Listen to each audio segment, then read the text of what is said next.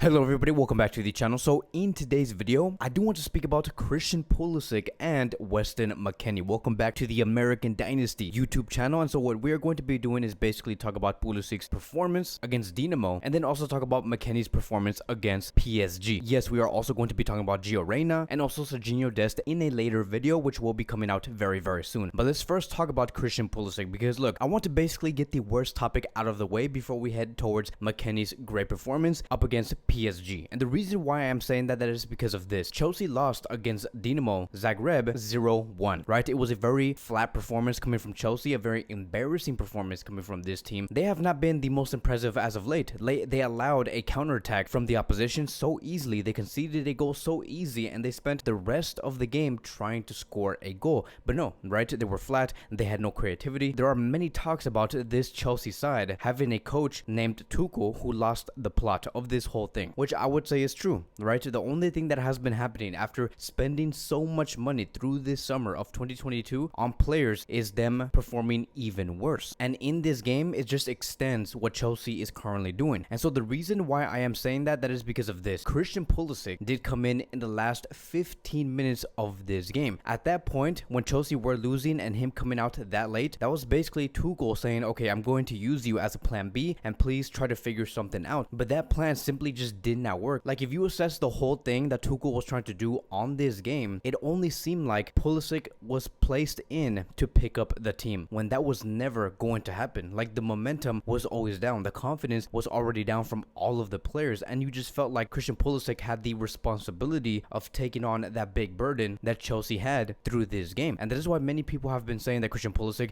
does not do anything. Every time he's given the minutes to perform on the pitch, he does not really do anything. But how is a player supposed to be doing something and perform very well and give out a 10 out of 10 performance when the players around you are not even doing well themselves? And so that is what we saw during Christian Pulisic's last 15 minutes against Dinamo. Christian Pulisic did all he could. He could not save the team. And then in the end, many people were saying that Christian Pulisic is trash. So it just really doesn't make any sense. If Christian Pulisic was ineffective in those 15 minutes, that is because Chelsea themselves, this club, this squad is ineffective. So we look at his overall stats, you can see that he had a total of 0 chance created. He has won 1 out of the 3 ground duels that he has placed. He hasn't won a single aerial duel. He did not win a single successful dribble. And the one cross that he has placed, he failed at that cross. No one met that cross that he did place inside the box. And so it was, again, a very flat performance, not because of Christian Pulisic himself, but because of Chelsea. It really does seem like at this point that Tuchel, the coach, might be out instead of Christian Pulisic, right? This is something that many of us have been talking about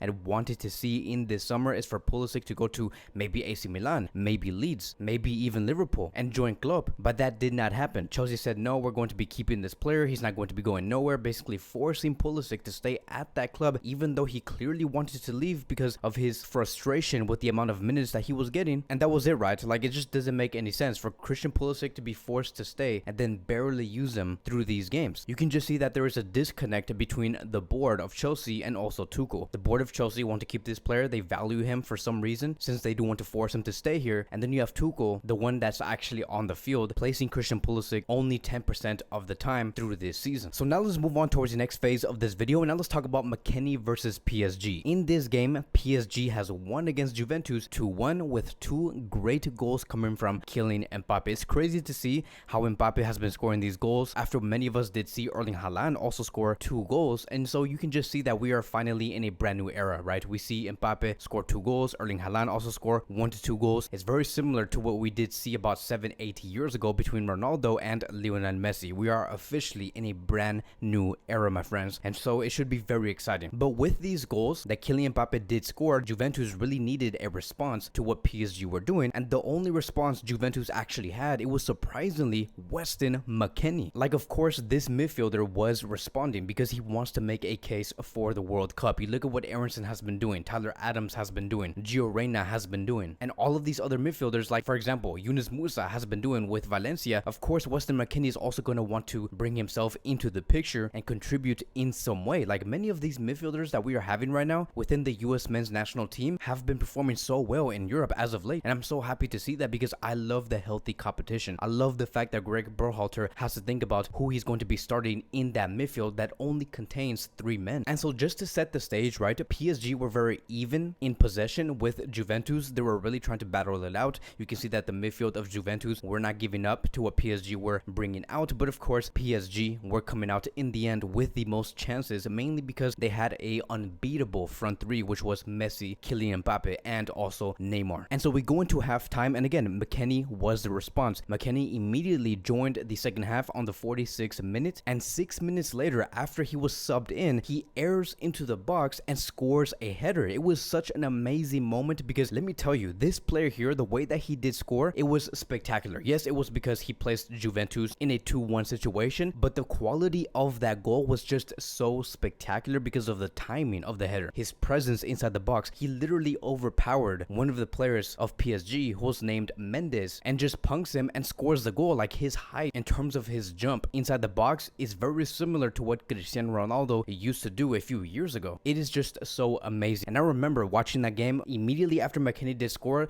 the coach of PSG was so pissed off. He was like, oh my god, like, did that player really just punk one of my players inside the box? Did he really score that easily? And so here's the thing, when we talk about the US men's national team and we talk about who do we need in the box when we are in a situation where we're taking a set piece and we have to cross the ball into the box, and we are in the World Cup of 2022 and we're facing England or maybe Wales, for example, you want to have McKennie inside that box. Like, you must have that player inside alongside with Zimmerman, because that is only going to increase your chances of scoring inside the box with a header by like 55 to like 80%. This guy is just so good in the air. Like, yes, Yunus Musa, Aronson, Gio Reyna, Tyler Adams, they can all do that. We can probably see them score a header, but they're not even close to the level of what McKennie could do in the air. He is just so much more superior compared to the other midfielders when it comes to aerial duels. And so McKennie did not have the most accelerating start at the start of the season. There were many moments through this season so far where we have seen him first start as a starter, but then became a super sub, and then was benched at one point, and then became a super sub again. So you can see that he was going up and down in terms of his minutes. But with this goal that McKennie has scored on the Champions League night, it shows us that yes, he can provide something for Juventus, that Juventus should really consider giving McKennie more minutes because he is a big game player. And also, this goal has shown us that yes, he is on a mission to impress in the World Cup and to have a spot for sure within that midfield. And you look at the final stats that McKennie has portrayed going up against PSG. He has played a total of 45 minutes, has scored 1 goal, has a 100% successful dribble rate, created 1 great chance, 1 tackled has been won, and 90% accuracy in terms of passing, 5 duels won, has recovered a total of 4 balls, and overall his rating was an 8